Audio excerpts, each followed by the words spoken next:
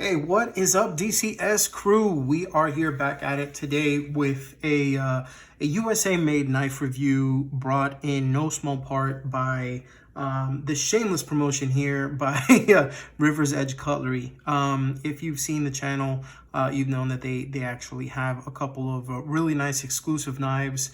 And aside from that, they have an extensive catalog of knives, and they were kind enough to provide today's subject of review. So big shout out to River's Edge Cutlery. You can go ahead and check out their knives at riversedgecutlery.com. Now, also, aside from that, I don't know if you noticed, but I have a nice little leather coaster here that has the River's Edge Cutlery symbol on here. And this is actually brought to you in part by B. Weiss Leather. B. Weiss Leather Company, and they were actually the ones that did that. They do some really cool leather stuff. I'm going to use this coaster for my Nalgene bottle, and in the meantime, let's go ahead and get started with the review of today's ZT0707.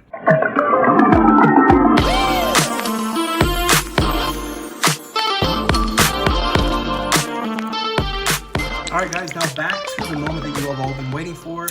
This is a video on the ZT0707. At quick glance, you can expect the obvious. This is a long, sleek, different ZT from that of the traditional overbuilt ZTs that have graced the catalog of the USA knife maker for quite some time.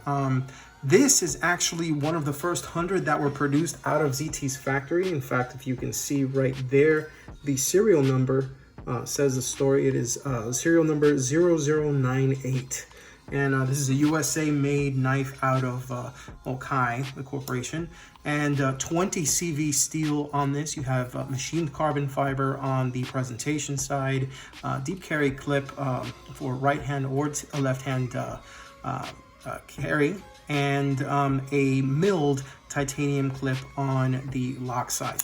Now, there are a couple of things I do want to go ahead and talk about with this particular knife, but before I do that, I do want to bring out a couple of different players, and I really like doing American-made knives. I know that there's a lot of Chinese knives that go on this channel because of the fact that it's nice to be able to represent the US of A every now and again. So again, huge thanks to River's Edge Cutlery for allowing me to make this possible. Let's go ahead and see if I can do them proud. So going first, as far as size is concerned, I'm going to do a couple of comparisons. Here we have the Benchmade North Fork. Okay, that's in G10 and S30V. This is the Hogue Deca with an MXG deep carry clip. This is a 20 CV steel, just like the ZT0707, but it does have an FRN, kind of a lightweight handle akin to the Bug Out. Okay, this is the smaller but still American-made CPM 154 steel Launch 11. Cool little knife, courtesy of Tier 1. The YouTube channel, Tier 1 Gear Reviews. Huge thanks to Tier 1 for that. This is the Kershaw Bare Knuckle, a more of a budget USA-made knife in 14C 28 and steel. We have the Buck Knives Marksman. This is the Gray Ghost edition from SK Blades, Gray G10, and S35VN Boss Heat Treated Steel. What else? Oh, okay, we have two more here. We have a ZT. This was back when ZT knives were truly overbuilt. This is the ZT0801 Ti with MXG deep carry pocket clip and anodized bronze titanium handle. Really awesome, thick, beefy titanium folder. And last but not least, special homage to River's Edge Cutlery. This is the ProTech Knives TR3. This is a 1 of 6 edition currently, as of the date of this video, that was released via the River's Edge Cutlery website. I was lucky enough, honestly, to get onto the website and snag one of these. This is the fish scale pattern, 154 cm steel, automatic, from USA-made manufacturer ProTech Knives. Now, back to the subject at hand, which is the ZT0707. Now, it is a lightweight frame lock on bearings, and they are steel caged bearings. The cool thing about this knife, and I just want to go ahead and kind of preface this video with this. Now, Typically when something is provided for review, usually, and I want to be open about this because people watch these to ask, okay, how did it, work well? Did it work well? That sort of thing. With this sort of knife, River's Edge, surprisingly said that we can use this knife. We can do what we got to do to this knife. Just make sure we sharpen it and we make sure it's clean when it goes to the next person. So when it got to me, I was not the first person to actually review this knife, okay? There were a couple of people before me that were not part of the pass around, the Apex pass around, that were able to review this. And I was the first person that was part of the pass around that was allowed to be able to go ahead and check out this knife, which was pretty cool, because I'm the first one among them. Now, the thing is, whoever used this before it got to me used it pretty well. And the reason why I say that is because when it got to me, it had some burrs along the edge, the 20 CV edge, and it was kind of gunky and stuff inside. You can kind of see, especially with the little cutouts that are here. I think that they're also on the 0308. You could actually see when you look at the track that's in there, and you can probably see the line for the track for the detent ball. It was all gunked up, and you can usually tell when you get a knife, like you can look in here and there's like a bunch of gunk and stuff inside, just usually from pocket lint and stuff that you've been using. So it came pretty dirty, it came used, and I could tell that whoever used it, they used it. So I ran my finger along the edge and I found like 2 spots that were just, they felt like almost chipped. It wasn't really burrs, it felt chipped. So I went ahead and the first thing I did was I completely disassembled it and cleaned it. I learned about the inner workings, which were there were some surprising findings on this one. And then I went ahead and I fixed the edge up. Surprisingly, I didn't need a KME or a Wicked Edge or anything like that to be able to fix it. I was able to get it, running in tip-top shape using something that most people actually use to just kind of make up the edge and, not really reprofile, but just kind of touch up the edges on their knives. And that is the Spyderco Triangle Sharp Maker. So just with the stones that came with that and a little bit of elbow grease, I was able to get this back into tip-top shape. It works extremely well. In fact, let me see, hold on. Hopefully this works right. Okay. All right, here we go. So, pass the paper test. First time I've actually ever done that on camera, if I'm not mistaken. So, aside from that, let me just go ahead and tell you a little bit about the dimensions before I go into what I was able to find by taking it apart, okay? So, the dimensions. Overall, you're looking at a little bit over 8 inches. This is 8 1/4 inches, 8.25. This is weighing a little bit less than 2.5 ounces. It's 2.3 ounces. The handle itself is 4.6 inches in length, and the blade itself is 3.5 inches in length. So this is probably the largest size. I want to say it's very similar to that of the 0801. In fact, that's actually a little bit bigger than the 0801. No, it's about the same. Let's say it's about the same. That's about as large of a knife as I will find myself EDCing, because when you have that kind of a knife, it becomes a little bit cumbersome in your pocket.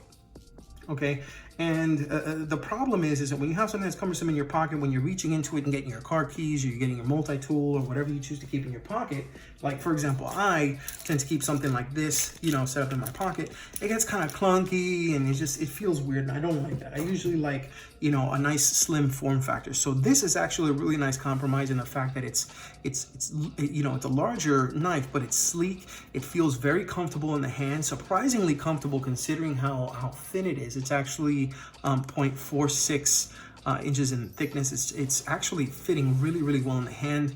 Everything here is contoured, so you don't feel that kind of flat surface feeling that you get if you were handling something like like a Spyderco Para 3, which is a great knife as well. But as you can see, it's pretty flat here, as opposed to the machining on here is done to where you can actually see the cuts in the carbon fiber, where the contouring is just here,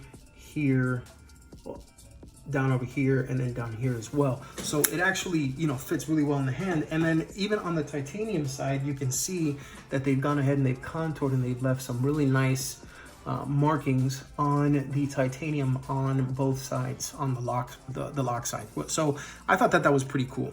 Now, the deep carry clip itself is not your standard deep carry clip, and that's a good and a bad thing, because what they did was they used a method that's used by a lot of different companies that have a really deep riding deep carry clip. Rather than going with your standard, deep carry clip that's held on with 2 screws that can kind of get caught in the pocket, or that isn't shrouded so that, either the clip itself or the screws can get stuck while you're, removing or presenting your knife, they've gone with the super deep carry clip, as I'd like to call it, right here. And then the way that it works is the clip is actually it actually has screws back here inside here, so that when, go ahead and get my light, and so that when you can actually access it and say like you want to go ahead and change the look and see, there we go,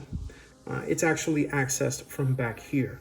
So when you want to go ahead and swap it to the other side, it's a little bit more cumbersome, but it makes for an extremely, extremely deep carry clip. Now, let me go ahead and close this before I cut myself. And a knife that it reminded me of with regards to the deep carry clip is this guy right here. As you can notice, this is actually a very deep carry clip, but this one actually doesn't even go as deep as the ZT. There's actually a little bit higher of a reach on the ZT, and then this one actually, let me see here, it actually screws from the top. It's very easy to go ahead and take off and switch to the other side. But this one, you would actually have to take the knife apart. So it's a kind of a double-edged sword. Okay. Now, interestingly enough, what actually holds this clip in place is that there is a cutout inside of the titanium and on the show side of the scales. And I'm going to see if I can go ahead and show this off too. Let me see if I can get the right angle here. Okay, there we go. If you can see that cutout that's there, that's actually where the clip would fit inside the scale so that it's flush. Now you're gonna notice it's got a hole in that side, and then the other side is supported right under where that that standoff is. Okay, now the reason why is because it's not meant to have a second screw there. When you flip it over, the screw is actually on this side. So then what happens is it's supported by this particular screw, okay? And then this screw stays where it's supposed to be. Let me see if I can show it off here. Actually, no, excuse me. There is no extra screw. This screw on both sides, okay, it's like a long one-sided screw. And when you flip it over to the other side, it's the left side, this one right here that has the hole, switches off, and it gets right under this particular screw. And then this side is just bare. Okay, but if you notice, it's just an open area. When I initially got it, I thought to myself, holy crap, it's missing a screw. I didn't do that. Let me go ahead and talk to them. But as I looked into the construction a little bit more, I found out that that is actually supposed to be that way. And it's just one long screw that screws from one side of the clip to the other. There we go. Come on, get in focus, guy. Come on. There we go. Okay, so it gets into one side and it just kind of screws all the way to the other. Now, that's not the case with this one, but I will go ahead and touch up on this one as well. All right, so before I do that, let me go back down here. Okay, now the blade itself, okay, I did mention that it is a 3.5-inch blade. It is stone washed. This is a nearly full flat grind, and it is a drop point blade. Okay, when I see nearly full flat grind, the reason why is because there's this little swedge here on the top that, in all honesty, and I'll probably go ahead and Photoshop like an image, like up here. This actually takes a design, kind of a design mimicry or quality from the USA-made Kershaw Dividend that is actually being discontinued as of the date of this video, if I'm not mistaken. And what they've done was, not the stock Dividend, but the upgraded versions, like say with S35BN and M390, the exclusive ones, they actually have a blade that looks just like this. And then what it kind of looks like is that they took that blade and they kind of like elongated it in CAD, and they're like, wow, that actually looks pretty good. Let's make a ZT out of it. So that's where I believe that the blade shape for this one it basically came from, because it's it's eerily similar to that, only it's not M390 or S35EN, it's 20CV. Now, typically, if you want to get that version, the cheapest one you can probably get from Kershaw the Dividend, if you can find it, since it's discontinued, is it basically has FRN scales and 420 high carbon steel. Obviously, this does not. This has 20 CV, which slaps it up like it's this little bitch. But flat grind, a full flat grind, in my opinion, is akin to the Spyderco Pair 3 here, where it's just that grind is throughout. It doesn't have anything like this wedge here.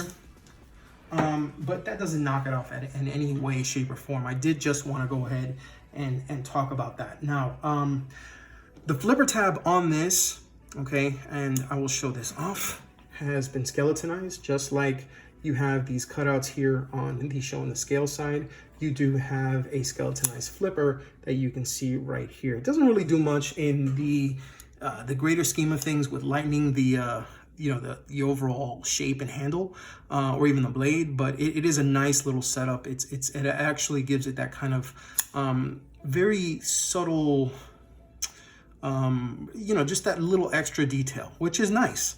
I really do like that. Okay, it's not necessary, and I could have gone without it, but it kind of gives it a little bit more detail. Okay, I do like the fact that the pivots are kind of with everything that's going on here, they've added a little bit of detail to the pivots, and this is all full. It's not like a screw in the middle with a pivot kind of collar. This is all just one piece, and I will say, if you are not careful, okay, I would very highly recommend that when you were going to take apart this particular knife, that you have a T8 and a T6 screw Torx bits, but you have two T8 Torx bits, because what you're going to do is you're going to go ahead and put one on one side, and this is a T6, by the way. Hold on, let me go ahead and take out the T8. You take the T8, you put it on one side, and then hold it, and then take your T8 on the other side and go ahead and loosen it that way. Because if you don't, you're going to find that sometimes the adhesive, especially with use, it kind of hardens up, and you're going to have a free spinning pivot on the other side. So you want to be able to go ahead and secure that on one side with a you know, a good quality T8 screw Torx bit, and use the other one for the other side to go ahead and take it apart. Now, like I said, T8 on both sides, T6 on the handle, basically the show side and the lock side on all areas. But this particular screw, it intrigued me, because what this does is it has this area right here, which is basically the reinforced side for the presentation side. That's actually metal. Okay, if you can see that right there, let me go ahead and see if I can get it a little bit closer. Okay, hopefully you can see that good in the video. Now, the reason why I pointed that out is because this screw is actually very, very shallow. And when I took it out, okay, and you put it back in, it's supposed to keep that little cutout in place. But the problem is, you need something to be able to go ahead and keep it in place while that screw is in there. So what I did was, I had a letter opener, and where the hell is it right now? Yeah, it's not around when I need it, of course. But in any case, what I did was I took the oh yeah, no, it's right here. Okay. Whoop. So what I did was I took the letter opener and I kind of wedged it this way to kind of keep the that little metal area as close to the scale as possible. And then I took my Torx bit while this was held down. Okay. I just basically held it down. I took my Torx bit and I put it right back, and I was able to screw it back in, which reinforces the metal portion of that little area in place, and it keeps it there for the knife to stay as it was assembled. Okay.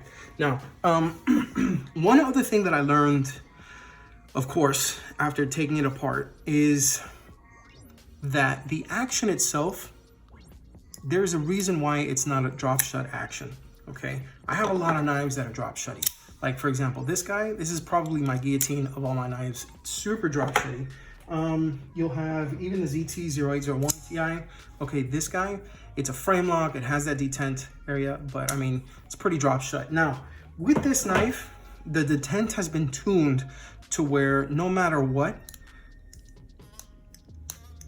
it's going to drop to that initial,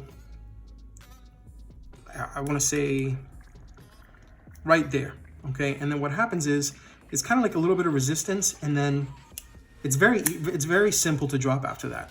Okay, now the reason why, and I kept trying to figure out why it stopped there, because usually the detent ball on the track is on the lock side. So if I take that out of the way long enough to where it's not even around the knife, you still have that kind of resistance. And I want to show this one more time.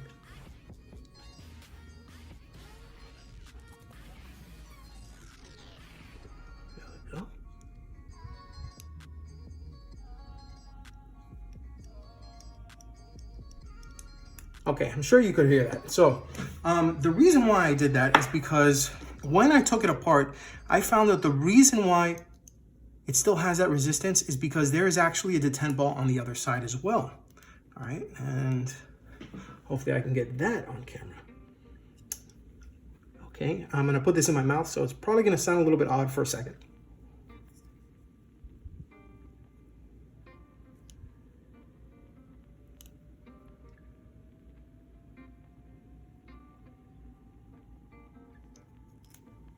Okay, you probably saw that. So it's on this side right here. See if I can focus, and you can see it there. Okay, if you can see it, it's just in that little area. You can see a little ball. It's actually a lot smaller than the one on this side. But for whatever reason, it has been set up that way to be able to have what ZT calls the tuned detent system, or the TDS, okay? And it's the first of its kind from ZT that has this. And I'm not sure whether people will like it or not, but the truth is, for somebody like me that isn't really looking for something that's super drop shot action and really is more interested in something more, you know, with regards to the action when you're presenting it, when you're actually, you know, opening the knife, it makes the action when you open the knife nice, and I mean, it's nice and pronounced. It's not too difficult, and it feels good. It feels like it's broken in, and you can really put some finesse behind it and just open it. I really like that about this. And like I said, it's called the TDS, which is the tuned detent system. It's the first ever ZT that's been done this way.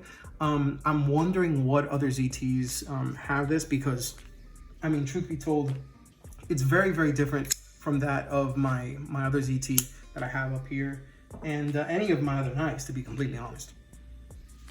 And it's something I thought, okay, well, that's actually not bad. I gotta tell you, it could be something that they may be putting on a few more models, depending on how much this particularly sells. Now, as far as variants, to my knowledge, this is the only one that I know.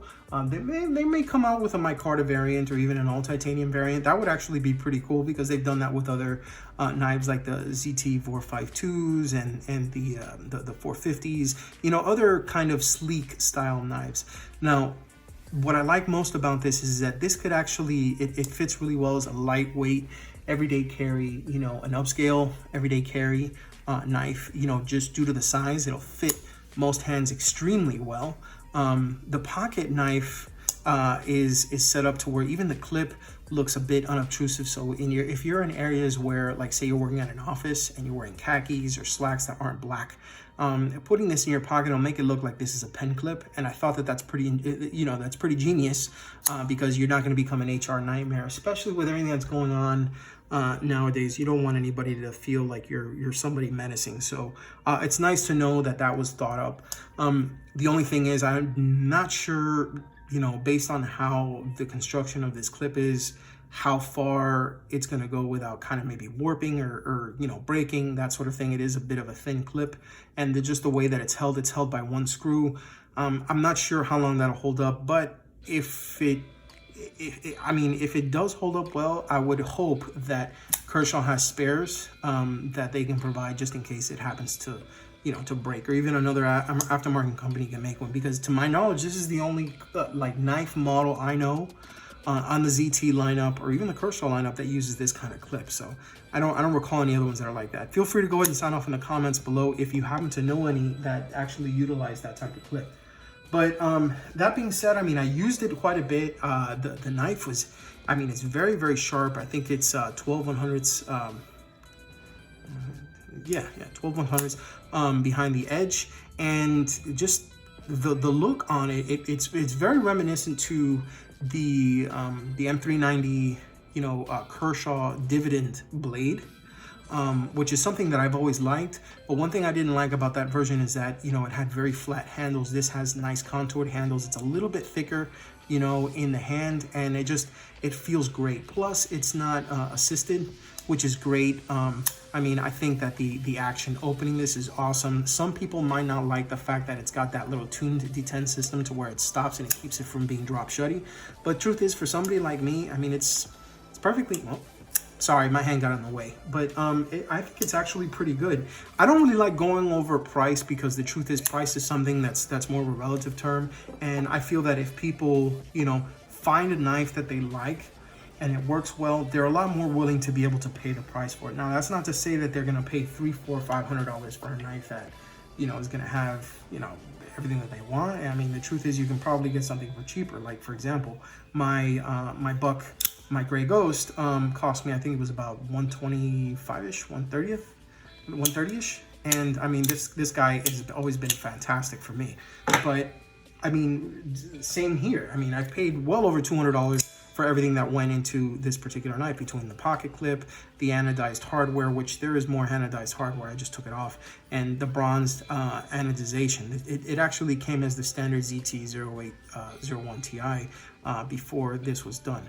But at the end of the day, you know, the heart wants what the heart wants. So is this a knife that I would recommend? Yes. Is this a knife I would carry? Yes. And is this a knife that I am glad that REC sent over to me to go ahead and check out? Yes, yes, and yes. So I'm gonna go ahead and put this here because they've been super cool to be able to go ahead and provide this to us for review. Ladies and gentlemen, this is the ZT0707. Do go ahead and check this out. Like I said, this is the first of its kind with the TDS tuned detent system. Really nice carbon fiber and titanium flipper from a Zero Tolerance, made here in the USA.